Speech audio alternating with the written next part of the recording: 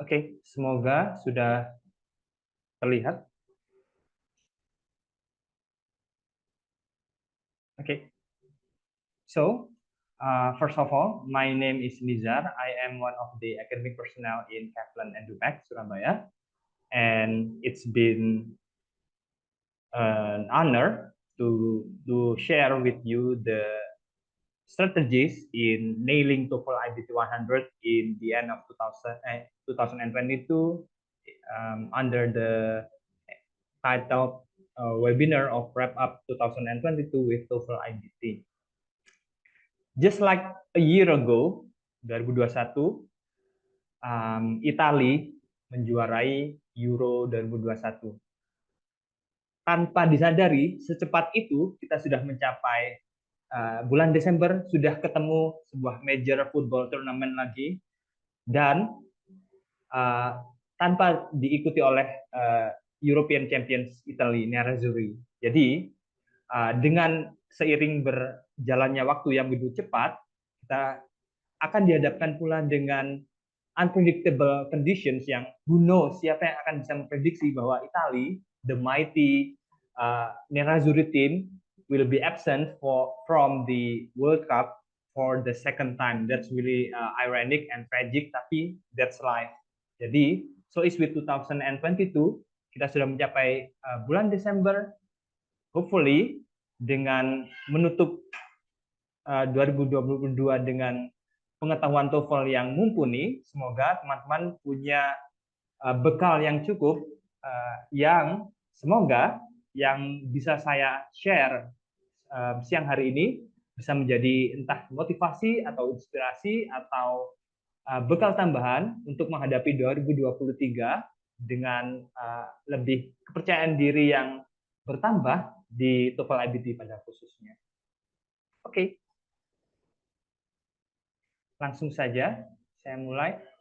Untuk outline dari webinar saya kali ini, if you stick around, guys, you will be able to hear some quote-unquote secrets of getting TOEFL IBT 100. Ini TOEFL IBT 100 3 digit ini adalah the highly coveted score. Banyak orang yang harus berjuang time, money, efforts, bahkan more than that untuk mencapai 100. Karena 100 score in TOEFL tidak bisa dicapai dengan half-hearted effort. Jadi harus dimulai dengan niat yang mantap dan juga diikuti dengan komitmen yang kuat bagi siapapun yang ingin meraih TOEFL 100, entah itu bahasa Inggrisnya kuat atau masih lemah, semuanya equally mempunyai opportunity yang sama di mata TOEFL.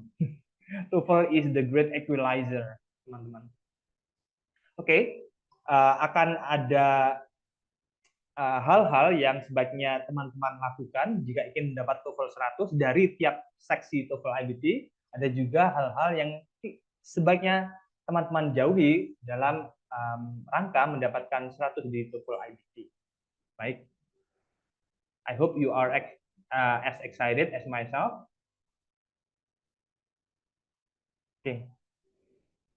Tadi ada Kak Fadi, Kak Dwi yang menanyakan apa bedanya TOEFL IBT dan PBT atau ITB. Miss Emi sudah menyinggung hal ini singkat sekali. Generally speaking, TOEFL IBT was born within the big family of TOEFL Brotherhood yang semuanya diproduce oleh ETS yang berpusat di New Jersey, the USA. Dengan chronological order seperti ini, TOEFL PBT dimulai dari tahun 1965 yang berisi 3 section saja, listening, grammar, dan reading. Kemudian TOEFL CBT adalah evolusi dari TOEFL PBT yang mana untuk mengakomodasi para peserta yang ingin melakukan tes via computer adaptive system. It stands for computer based testing. Jadi semenjak tahun 2000 sampai 2005 TOEFL-nya adalah TOEFL CBT dengan format computerized, tapi konten soal yang masih identical dengan TOEFL PBT dengan ketambahan yaitu satu essay writing tanpa ada speaking waktu itu. Kemudian ada TOEFL ITP. TOEFL ITP ini adalah untuk mengakomodasi institusi yang ingin mengadakan tes TOEFL tapi hanya fokus ke pengetahuan bahasa Inggris yang dasar, dan normalnya sertifikat di TOEFL ITP akan valid untuk digunakan untuk keperluan internal saja, for example untuk lulus dari perguruan tinggi yang teman-teman sedang belajar, biasanya dibutuhkan TOEFL ITP score untuk sebelum skripsi atau sebelum wisuda begitu. Ada juga untuk keperluan mendaftar CPNS atau BUMN, jadi masih internal saja.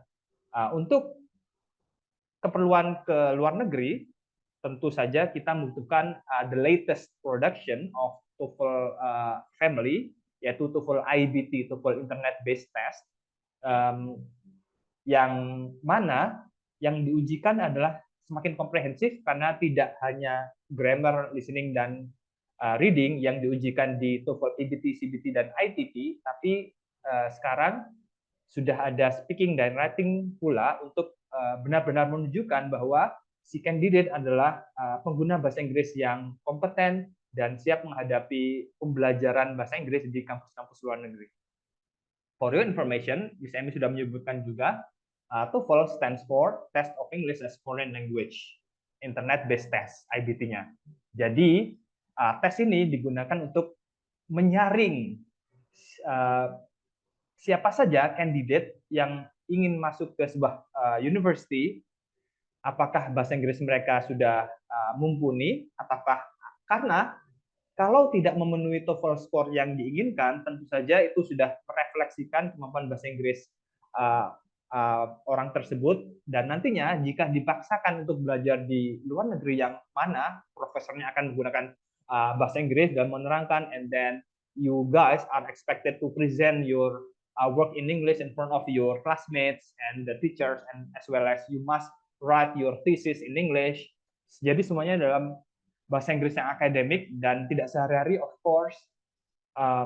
TOEFL score yang distandarkan, entah itu 80 atau 90, bisa juga 100. Ini adalah cara universitas tersebut untuk betul-betul menjamin bahwa kandidat yang akan mereka pilih adalah sudah siap untuk memasuki tahap baru dalam further education mereka.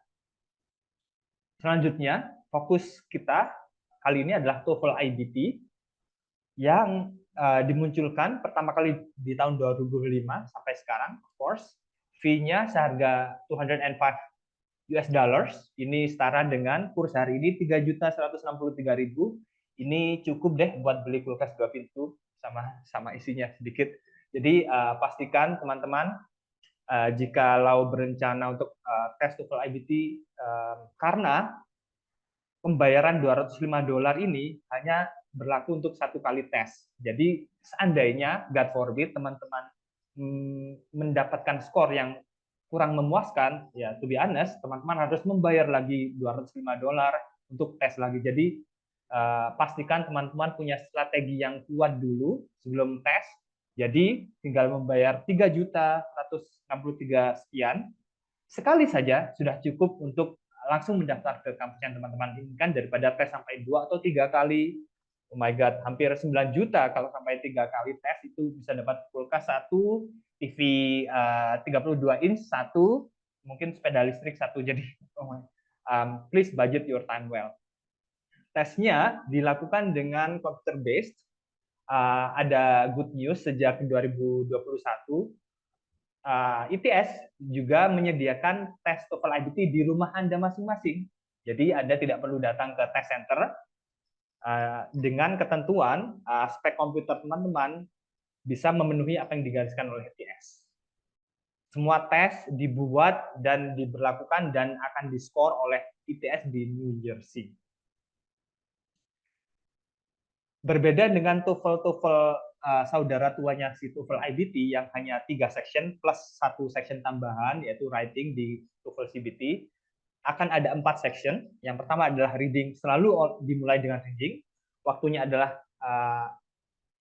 tergantung tapi rata-rata Anda akan menghabiskan 1 jam, 60 minutes untuk mengerjakan soal di reading. Setelahnya akan diikuti oleh listening, yang mana teman-teman akan menggunakan headset. Daripada di tes-tes yang lain, teman-teman mendengarkan dari satu titik speaker saja, seperti di IELTS atau TOEFL ITP, sumber suaranya hanya ada di depan ruangan. Jadi kemudian kalau ada yang batuk atau ada yang orang mukul-mukul palu, mungkin di sebelahnya lagi bangun hotel atau apa, of course it can ruin your concentration. Jadi jika menggunakan headset di TOEFL IBT, tentunya konsentrasi kita akan 100% well maintained dan kita akan lebih nyaman mengerjakan tes. Setelah a break, yaitu 10 menit, ini wajib diikuti, kita akan diberi soal speaking dan writing. Saya akan membahas general strategies dari masing-masing section as follows. Setelah kita mendapatkan skor yang kita inginkan, akan dikirimkan sertifikat seperti ini ke rumah kita masing-masing, atau kita bisa memilih juga untuk ITS, mengirimkan langsung ke kampus yang kita inginkan. Jikalau skor kita bisa ada 3 digit seperti ini, seperti Bapak Igor Sulakov ini, 104 skornya, itu akan menjadi gateway to enter the best universities in the world, seperti ini. Ada Harvard, ada Yale, ada Oxford, and so on. Jadi kalau TOEFL 100 itu sudah memberikan secercah harapan buat the giants of education di Harvard sama Oxford dan MIT untuk memberikan attention-nya kepada kita, ditambah dengan skor akademik kita, of course. Jadi TOEFL bukan satu-satunya persyaratan untuk bisa diterima di prestigious universities, tapi TOEFL merupakan penunjang yang sangat vital pada survival kita ketika kuliah di luar negeri dan juga bersosialisasi di English speaking countries. Semoga ini juga masih ada hubungannya dengan pertanyaan Kak Fadi yang tadi. Ini adalah perbandingan skor dari 3 TOEFL. Kalau TOEFL PBT dan ITP, skor maksimumnya adalah 677. Kemudian TOEFL IBT, tadi ada yang sudah menjawab, Kak Jacqueline kayaknya, skor maksimumnya adalah 120. Jadi kalau kita ingin mengejar skor 110, itu adalah setara 600-an ke atas. Tapi tidak bukanlah sebuah garansi yang saklek bahwa kalau skor kita TOEFL ITP 600, otomatis dapat 100 di TOEFL IBT dong.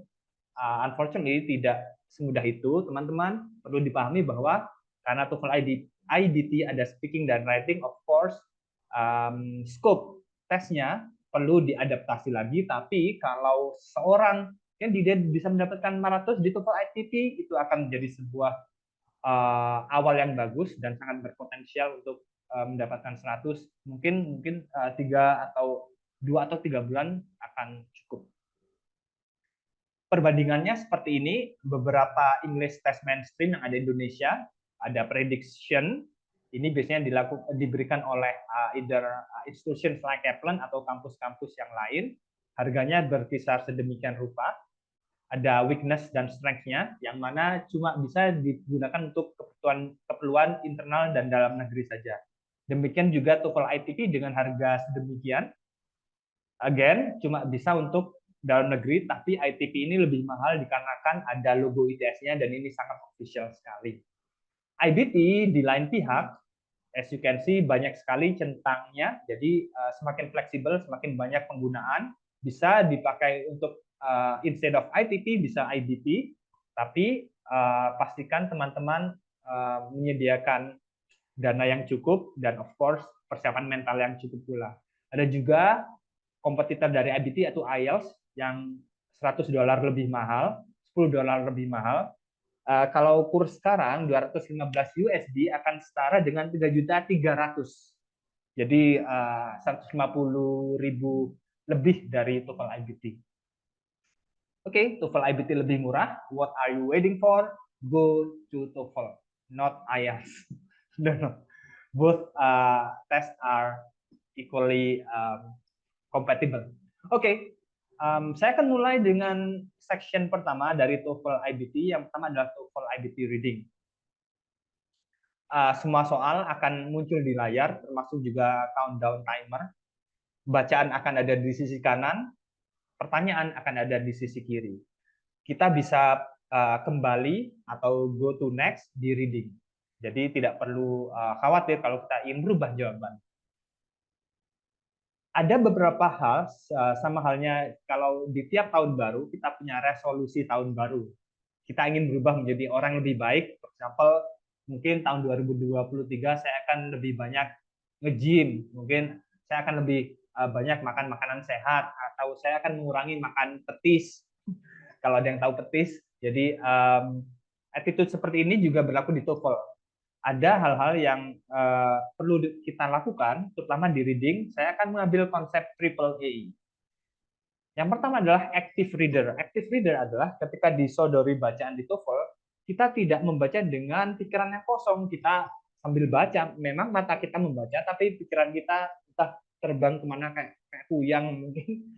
Jadi kita membaca harus dengan intention bahwa kita ingin immerse ourselves to the point that maunya si author dalam menulis teks ini apa? Apakah to persuade, apakah to compare contrast, apakah mau menyajikan comparison dari present, past, and future, and so on. Jadi harus ada intensity dan purpose dan goal ketika kita membaca TOEFL passages. Kemudian analytical reader. Seorang analytical reader akan dengan jeli memetakan, oke, paragraf ini isinya tentang apa. For example, ketika bacanya tentang the history of Honda, for example. Mungkin paragraf tentang short biography of Honda, I would say founding father. Kemudian paragraf 2-nya tentang Honda in Japan, paragraf 3-nya tentang Honda in the past, and so on. Jadi tidak disibukkan dengan kata-kata yang kecil-kecil, karena di TOEFL akan penuh kata-kata yang vocabnya yang akademik dan topical. Kalau kita sudah terintimidasi duluan dengan kata-kata yang sulit itu, maka otomatis mindset kita juga akan merasa downgrade. Jadi kita fokus ke mapping out. Kemudian yang ketiga adalah aggressive reader. Ini adalah attitude yang perlu kita jaga ketika menjawab soal. Jadi kita harus dengan agresif menghilangkan atau meremove atau mengeliminasi jawaban yang sudah pasti salah, karena TOEFL sangat cerdik sekali dalam membuat trap-trap yang sangat menggiurkan, yang cenderung student yang tidak punya teknik reading yang bagus akan jatuh ke trap-trap yang sudah disiapkan oleh ITS sebelumnya. Sementara itu, attitude to kick. Jangan melakukan hal-hal ini ketika reading, caught up in details. Jadi, jangan terlalu dihiraukan jika ada vocab-vocab yang dirasa susah gitu. Kadang jika kita dengan baik merangkai vocab itu dihubungkan dengan konteks penggunaan dalam sebuah paragraf atau sentence, kita akan sedikit banyak bisa menebak, oh artinya ini apa, karena dia digunakan dalam sentence ini dalam format positif atau negatif. Jangan mencoba memahami semuanya, karena fokus kita adalah menjawab soal di reading. Mereka tidak ingin kita terlalu fokus ke memahami bacaan, karena waktu kita sangat sedikit untuk melakukan hal itu. Using personal assumptions, ini yang banyak dilakukan oleh banyak students, karena for example ada student dari fakultas biologi gitu ya, jurusan biologi, kemudian ada bacaan tentang the life cycle of frogs. Nah, seolah-olah si mahasiswa biologi ini karena merasa tahu tentang life cycle of frog, karena memang benar dia belajar life cycle of frog di kampusnya, tapi readingnya ada hal yang berbeda. Jadi yang diikuti adalah seharusnya adalah reading, bukannya background knowledge. Tapi sayang sekali banyak Indonesian students yang lebih percaya asumsi mereka sendiri tentang sebuah topik daripada menggunakan bacaan sebagai sole guidance of their answer. Jadi reading is our only choice di sini. Oke, berikut saya share contoh soal Miss Semi minta tolong, apakah yang nampak di sini software TOEFL, Miss? Iya, benar. Oke, terima kasih Miss Semi. Ya. Oke, saya tunjukkan ini salah satu contoh TOEFL reading.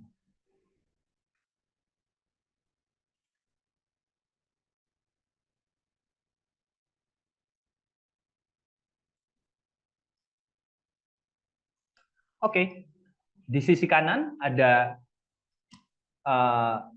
contoh soal, contoh bacaan bird migration. Di sisi kiri ada pertanyaan tentang in paragraph 1, it is understood that some birds don't migrate south in the winter because they bla bla bla. So, TOEFL cukup bermurah hati dan seharusnya sangat memudahkan kita karena position atau paragraph di mana kita seharusnya menemukan jawaban akan ditunjukkan dengan panah seperti ini. Berbeda dengan tes-tes yang lain, kita harus sibuk sendiri. Ini kemungkinan di paragraph 1 atau paragraph 2 ya. Jadi kita harus kerja 2 kali, kita mencari posisi yang tepat untuk sumber jawaban. Yang pekerjaan kedua adalah kita harus menentukan mana statement yang kita bisa gunakan untuk mendefend jawaban kita. Tapi di TOEFL tidak seperti itu. Kita sudah diberi kemudahan. Dia bilang in paragraph 1. Jadi kita tinggal fokus saja ke paragraph 1 yang tidak terlalu banyak dibandingkan ini. Soalnya akan terlihat banyak sekali panjang di text passage-nya. Jadi kita bisa menghemat waktu dan energi tentunya. Oke, it is understood that some birds don't migrate south in the winter because they bla bla. Ini pertanyaan tentang fakta. Jadi spoiler alert. Di sini TOEFL sangat bermain-main dengan language. Jadi kalau pertanyaannya menanyakan tentang alasan kenapa some birds tidak bermigrasi ke bagian selatan bumi,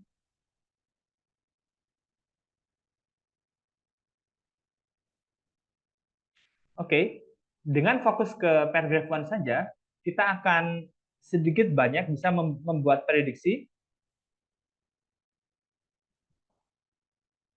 Oke, spoiler alert, teman-teman bisa mendapatkan jawabannya di bagian ini, di bagian sepertiga akhir. The second half of the passage. Kira-kira mungkin ada yang bisa share jawabannya apa?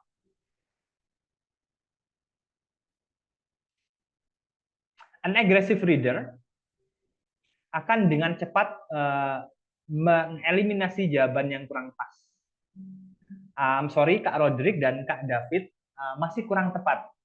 Choice C yang Kak Roderick contribute tidak benar karena have difficulty surviving in the frigid temperature. Sayang sekali ini bertentangan 180 derajat dengan apa yang the passage berikan. Sorry. Kemudian Kak David mencoba live in areas that have tipikal dari TOEFL adalah mereka akan memberikan jawaban yang terdengar benar di dunia nyata.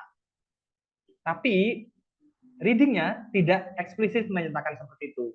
Itu contoh yang kita dapatkan di choice B. Jadi sayang sekali bukan choice B yang kita inginkan. Mungkin ada yang ketiga.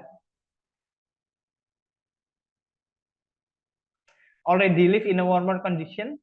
Yes, Kak Yasmin memilih yang A. Sayang sekali Kak Yasmin juga bukan yang kita inginkan karena of course already live in a warmer condition bukan.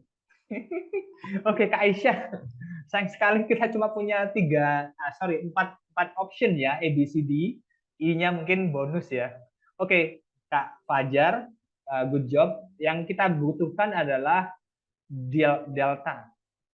Karena passage-nya dengan spesifik menyatakan bahwa ini adalah evidence dari teks yang kita inginkan. Some species are well adapted to these harsh conditions and so on. So of course ini adalah sinonim yang paling mewakili dari suited to difficult conditions. TOEFL akan bermain-main seperti itu. Jadi trap-nya yang mereka berikan terutama adalah mereka akan mengambil kata-kata yang terdengar mirip dengan bacaan untuk diberikan sebagai salah satu trap. Nah, student yang sudah capek membaca dan sudah kepikiran hal-hal yang lain, entah cicilan motornya atau WhatsApp yang nggak dibalas-balas, jadi mereka akan secara merta memilih, wah choice A ini terdengar sangat mirip ya dengan salah satu portion dari paragraph one. Jadi mereka langsung pilih itu. Padahal kunci dari jawaban yang benar salah satunya adalah mereka tidak akan mengulangi kata-kata dari reading atau listening. Oke, jadi jawabannya adalah D. Jadi I hope ini bisa memberikan ilustrasi how complex the TOEFL listening for typical TOEFL newbie. Oke, saya lanjutkan ke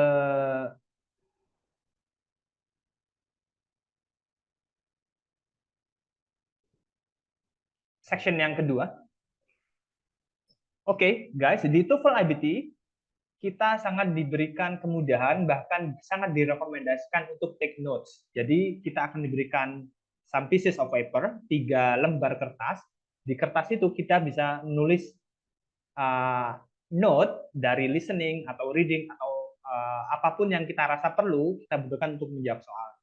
Untuk note taking sangat disarankan, meskipun bukan menjadi pertimbangan dari nilai sama sekali, karena setelah tes selesai, note taking paper kita akan dimusnahkan, tidak boleh dibawa pulang. Jadi ini pure alat bantu kita untuk survive ketika tes. Terutama ketika listening. Jadi ketika listening kita akan mendengarkan conversations yang isinya tentang mahasiswa yang ingin menghadapi permasalahan kampus dan dinamikanya. Selain conversations, kita juga diberikan lectures. Jadi perkuliahan yang diambil dari entah itu biology, art, history, math, atau astronomi, bukan astrologi, astronomi, yang menggunakan bahasa Inggris dan dimaksudkan untuk mahasiswa semester 1 yang kuliah di North American countries such as US, Canada, US and Canada. Jadi bisa dibayangkan kadang ketika dosen menjelaskan dalam bahasa Indonesia saja sudah cukup kesulitan bagi beberapa kita untuk menangkap esensi dari perkuliahan itu, let alone jika dalam bahasa Inggris.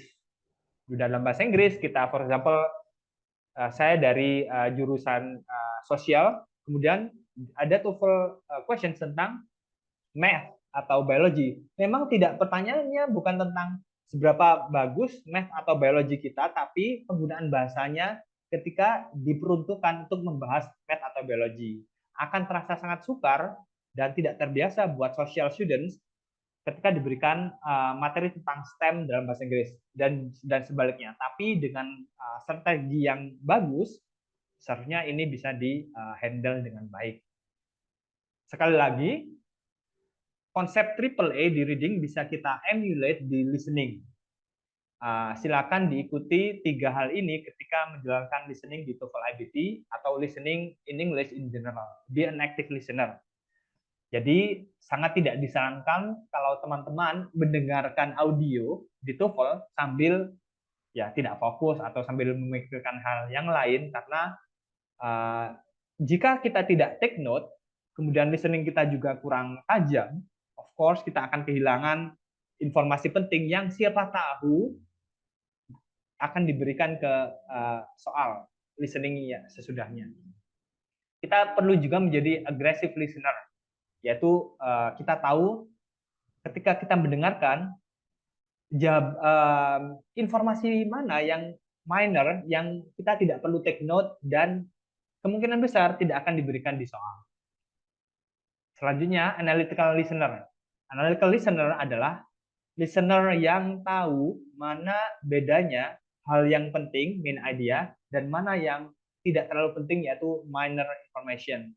Meskipun topiknya berbeda-beda dari mungkin physics atau engineering atau maybe biochemistry, tapi karena sudah punya attitude listening yang bagus, perbedaan topik tidak akan bermasalah terlalu besar buat yang analitis.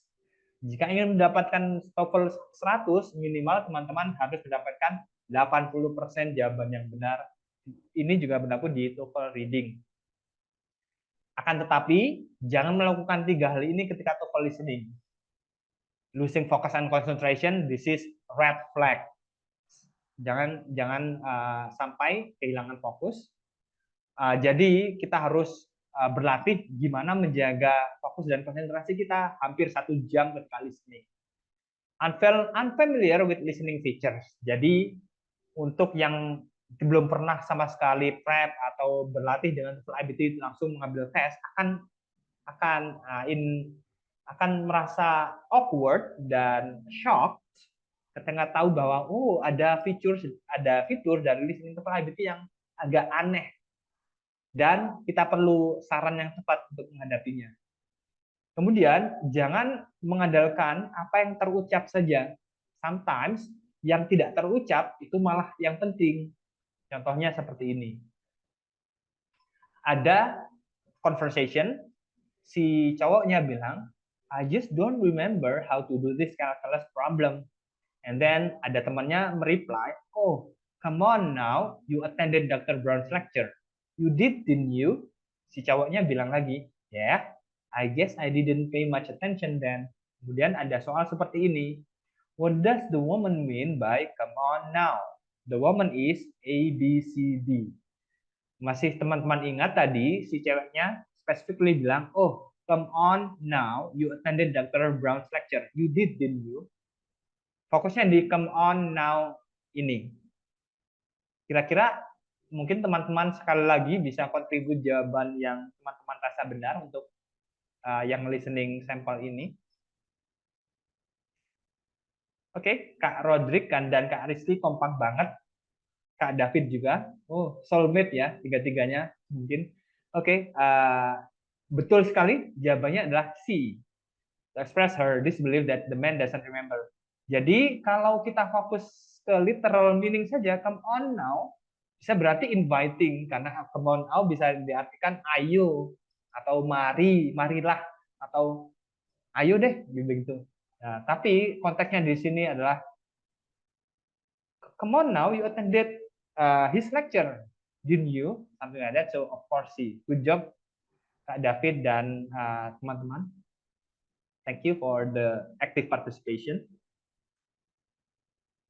Selanjutnya saya akan memberikan 2 hal penting dari speaking dan writing. Ada sebuah konsep yang kita sebut independent dan integrated. Independent artinya mandiri.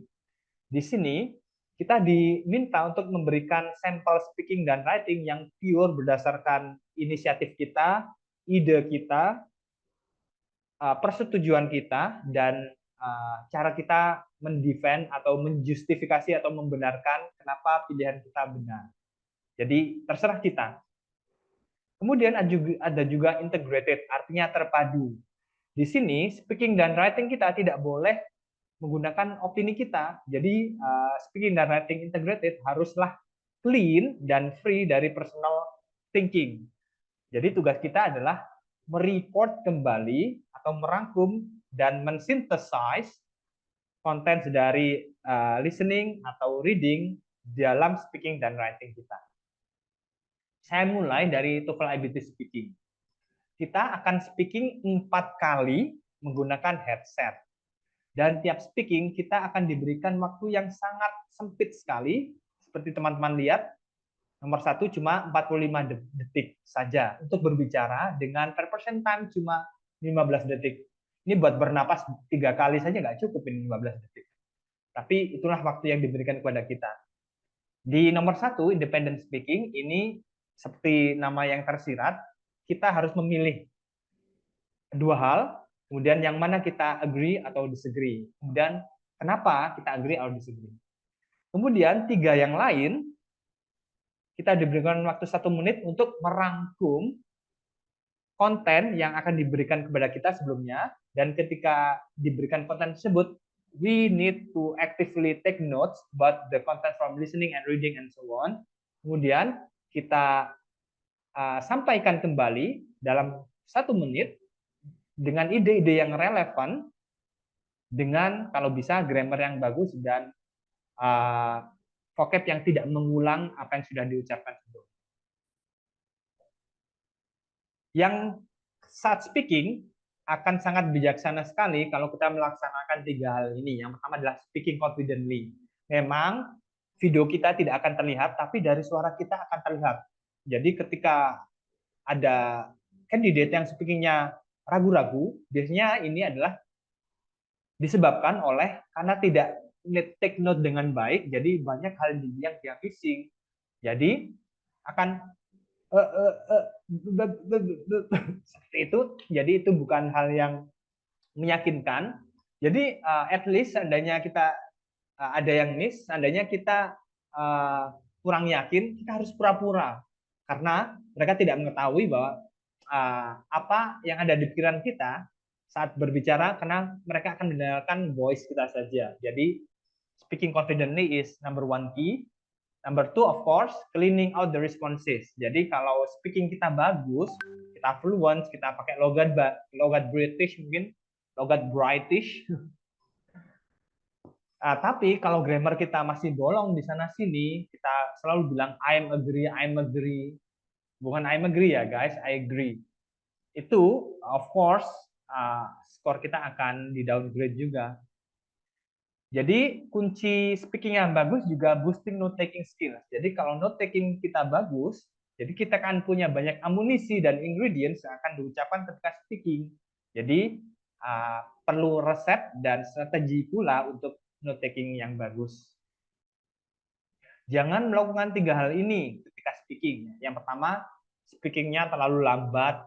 Nah, of course, takutnya si skornya keburu ngantuk lagi.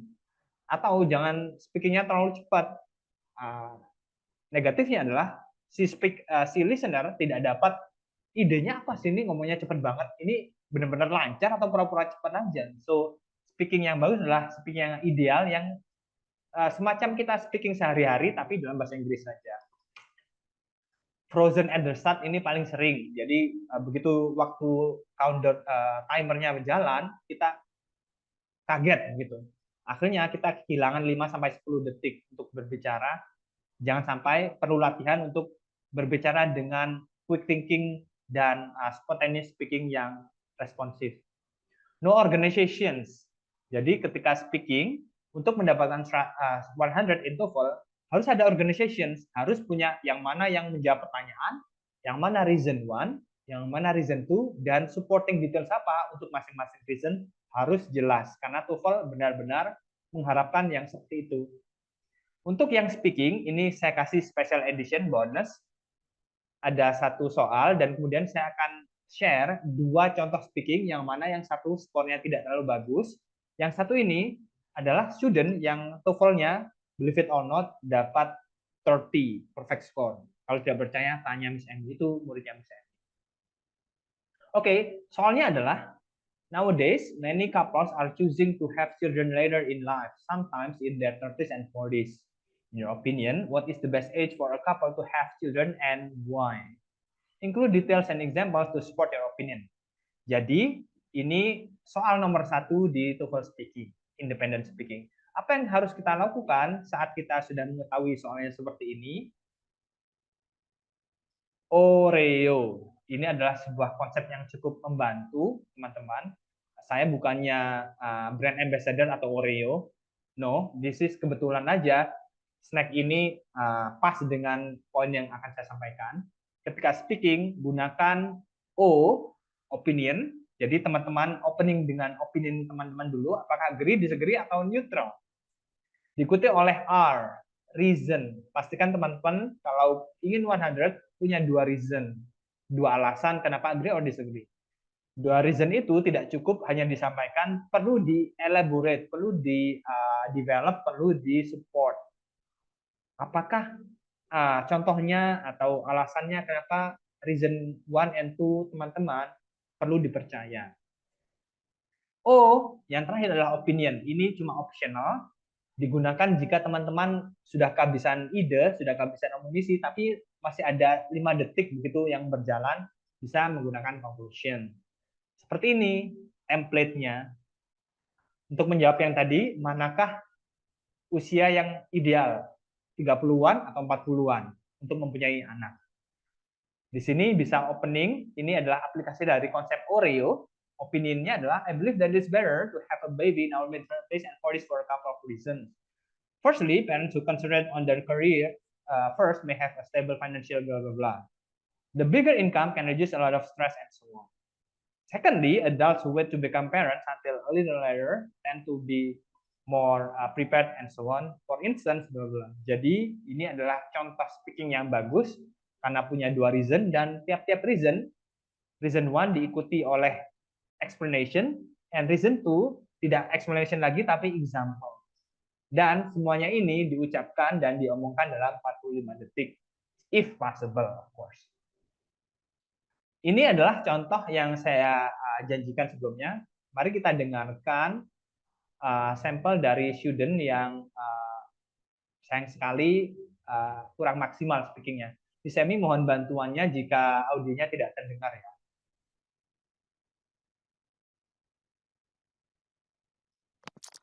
I disagree with the idea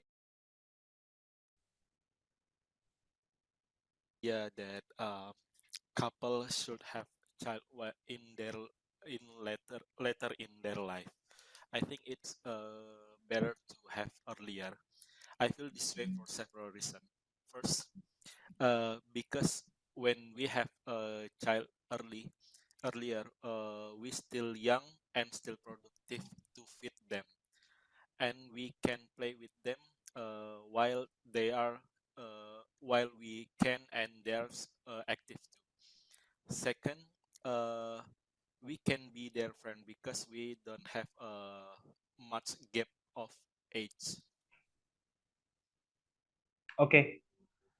Organisasinya sudah cukup lumayan, ada first sama second reason dan transition signals, tapi delivery-nya masih agak lemah dan lambat, dan saya harus menunggu agak lama untuk mendapatkan second reason, dan banyak grammar-nya yang kurang tepat. Dibandingkan dengan second speaker ini bagus. When choosing when to begin having children in life, I would rather choose the 40s. When you're in your 40s, there's a most likely chance that you have had enough life experience that you can pass on to your children. When you are young, you are usually immature and also spontaneous. You tend to be unwise in your decisions. A second point that I have to make is that usually people in the 40s have had enough money that they have saved, a house, a car, that can be used to support the children. They'll have enough money to send their children to education and won't be struggling with a lot of debt, especially student loans that are often common in colleges. Oke, ya for your information, si cowoknya ini dari Jakarta, si ceweknya dari Surabaya. So Surabaya win. When choosing whether Oke, so bisa pakai template ini. I do agree or disagree that, silakan reasonnya apa and so on. Kaplan classes punya templates atau non-template speaking style yang teman-teman akan memahami and find it helpful to help you speaking. Lastly, section terakhir adalah TOEFL IBT writing. Di sini kita akan diminta untuk menulis 2 essays. Yang pertama adalah integrated essay, seperti yang teman-teman ingat sebelumnya. Essay ini karena namanya integrated tidak boleh berdasarkan opini kita. Kita akan membaca short passage, kemudian the passage will disappear in its place. We will listen to a lecture discussing the passage for 2 minutes, and then after the lecture ends, we need to write a summary within 20 minutes of time only. So it is a hard job to do. While lastly, kita ada independent essay. From the name itself, we need to write an essay about our agreement, disagreement, and neutrality, and explaining why our agreement and disagreement is persuasive. 3 hal yang teman-teman perlu praktekkan ketika writing. Pastikan teman-teman punya outline dulu, pastikan teman-teman tahu apa yang akan ditulis sebelum melakukan penulisan sendiri. Yang kedua, reading good sample essays sangat membantu sekali jika teman-teman banyak membaca contoh essay yang bagus. Jadi teman-teman bisa terinspirasi dan bisa meminjam atau memodifikasi atau menyempurnakan isi yang menurut teman-teman bagus dan dalam versi teman-teman sendiri seperti apa. Practicing with paraphrasing. Paraphrasing adalah menggunakan kata-kata yang berbeda dengan makna yang sama dalam writing kita.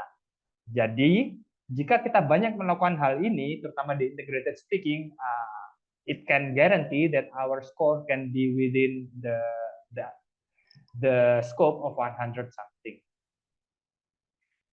Sebaliknya, hindari 3 hal ini. Yang pertama adalah minimum length.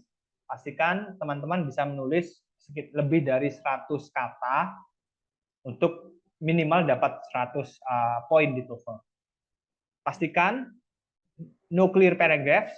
Ini harus dihindari karena paragrafnya harus jelas. Mana paragraph 1 introduction, mana paragraph 2 body paragraph, mana conclusion. Kalau bisa dipisahkan dengan space. Jadi jangan ditulis rata saja, mana ujung pangkalnya tidak kelihatan. That's not a good idea. Grammar and vocab, please pay attention to them. Karena meskipun tulisan kita bagus dan panjang, hampir sebuku malah, tapi grammar vocabnya masih so-so, ini bukan hal yang menjanjikan juga. Ya, di sini saya share 3 contoh sampel essay yang bagus. Ini integrated essay, karena tugas kita hanya merangkum apa yang sudah disampaikan di reading dan listening, bisa seperti format ini, block style, yang mana kita memasukkan konten dari reading dalam satu komponen, yaitu paragraf 2. And then we summarize the information from the lecturer in the separate paragraph, paragraph 3. Jadi listening and readingnya terpisah. Ini sangat kompeten sekali. Ini a good sample of essay. However, if you want better score, you need to use point by point style. This is harder, but it will reward you with higher score. Contohnya seperti ini. Ada 4 paragraph. Paragraph 2 langsung mengcompare contrast reading dan listening dalam satu bagian. Selanjutnya, second atau paragraph 3 sekali lagi mengkontraskan point by point dari listening dan reading dalam satu kesatuan dan seterusnya. Ini semakin kompleks dan membutuhkan tips yang spesifik, tapi banyak student yang mendapatkan skor tinggi dengan poin yang ini. Point by point style. Selanjutnya saya beri contoh yang independent writing. Independent writing seharusnya jika teman-teman ingin dapatkan 100 poin di TOEFL, minimal sepanjang ini. Bukan minimal, sorry. Kalau bisa sepanjang ini. Ini terdiri dari 5 paragraf, tidak harus. Idealnya 4 saja sudah cukup. 4 paragraf cukup. Diikuti oleh introduction, kemudian body paragraph-nya 2 dan 1 conclusion, yang mana jelas mana paragraph 1, paragraph 2, and 3. Kemudian masing-masing mempunyai fungsi yang tersendiri. Jadi tidak mengulang ide apapun. Pokoknya apa yang tersirat di pikiran kita tulis saja tanpa ada sebuah outline dan isi goal yang jelas. Itu bukan hal yang bagus untuk dilakukan. Jadi writing dengan paragraf yang kuat dan ide yang bagus dan grammar yang clean bisa menggaranti teman-teman untuk mendapatkan TOEFL 100, among other things, of course. All of this time in my teaching experience, saya rasa ada 2 hal yang bisa membantu teman-teman mendapatkan TOEFL score yang teman-teman inginkan. Yang pertama adalah English proficiency dan TOEFL ability readiness. English proficiency mencakup apakah teman-teman punya academic vocab yang bagus. Jadi teman-teman tidak hanya punya general vocab seperti sleep, dance, sing, go, read, write, tapi apakah teman-teman punya vocab, for example, to erupt, to affect, debris, or occur, and so on. Jadi jika ingin TOEFL 100, teman-teman harus mengupgrade vocab teman-teman ke academic level. Grammarnya teman-teman juga perlu diperkuat. kemudian English mindset, bagaimana cara memproduksi bahasa dalam English teknik, bukan bahasa Indonesia kemudian ditranslate dalam bahasa Inggris. Ini akan kerja 2 kali dan resultnya juga bisa akan terasa aneh. TOEFL IBT readiness ini jika teman-teman ambil les in Kaplan or others, teman-teman akan dapatkan test preparation and test taking strategies yang bagus, yang mana dua-duanya ini adalah twin sisters yang hand in hand bisa membantu teman-teman mendapatkan TOEFL berapapun yang Anda inginkan. Jadi English proficiency saja tidak cukup, sebaliknya TOEFL IBT readiness saja tidak cukup, dua-duanya harus teman-teman punya. With that, I say thank you all for your undivided attention toward my presentation, and thank you. Miss Emi, the platform is yours. Oke, thank you Mr. Nizar. Ya, baik. Mengingat waktunya sudah jam 5 sore ya, Mr. Nizar ya, silakan mungkin 1 atau maksimal 2 pertanyaan apabila ada terkait dengan materi yang Mr. Nizar baru saja sampaikan. Silakan jika ada, boleh diketik di room chat Zoom atau juga langsung unmute, boleh silakan. Apakah ada pertanyaan terkait dari penjelasan yang Mr. Nizar sampaikan? Ya, ada teman-teman? Atau sudah cukup jelas semua apa yang Mr. Nizar sampaikan sore hari ini ya? Ya, baik. Sepertinya tidak ada, Mr. Nizar, tidak ada pertanyaan terkait dengan materi dari TOEFL IBT yang barusan saja. Ya, sebelum kita akhiri webinar kita sore hari ini, silakan Mr. Nizar mungkin ada pesan-pesan ya yang ingin disampaikan buat teman-teman semua sore hari ini terkait dengan persiapan di TOEFL IBT. Silakan jika ada. My final message is just I hope you can prepare your TOEFL as soon as possible, because you know the famous saying of if you fail to plan, you plan to fail. So if with good planning, it will give you more satisfying results. Demikian, Miss Emi. Ya, I couldn't be more agree ya, Mr. ya.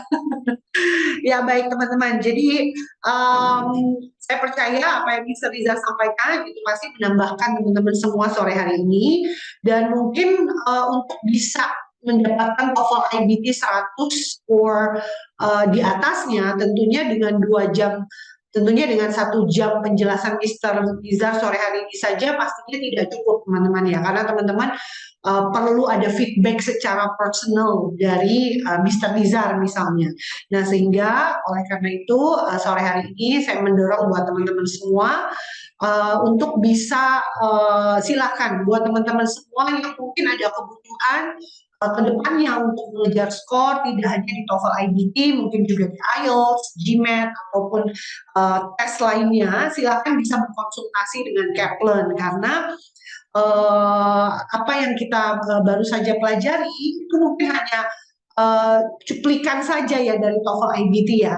Walaupun secara garis besar kita sudah berusaha semaksimal mungkin untuk bisa create materi yang relevan, yang juga mudah diterima dan juga bisa kurang lebihnya itu mencakup secara keseluruhan. Tapi karena mengejar international test score ini juga perlu ada feedback secara personal, itulah kenapa test preparation sangat dibutuhkan teman-teman, supaya teman-teman bisa mendapatkan feedback. Jadi tidak hanya satu arah seperti ini ya, tapi teman-teman juga bisa dapat feedback dari jawaban teman-teman itu seperti apa penilaiannya, apa koreksi yang diberikan, apa hal-hal yang mungkin sudah sesuai. Jadi teman-teman tahu, oh yang ini saya sudah benar, oh yang ini masih belum, seperti itu. Nah, itu yang teman-teman akan dapatkan pada saat teman-teman mengikuti program preparation teman-teman ya. Ya, itu saja teman-teman webinar series kita sore hari ini di penghujung akhir 2022. Sampai ketemu di tahun 2023 dengan topik-topik webinar series yang pastinya tidak kalah lebih menarik dari tahun 2022 ini. Dan dari Miss Emmy, ayo teman-teman, persiapan ini adalah kunci keberhasilan teman-teman. That's why prioritaskan persiapan teman-teman semua. Itu saja dari saya. Terima kasih. Selamat sore. Assalamualaikum warahmatullahi wabarakatuh. Sampai ketemu.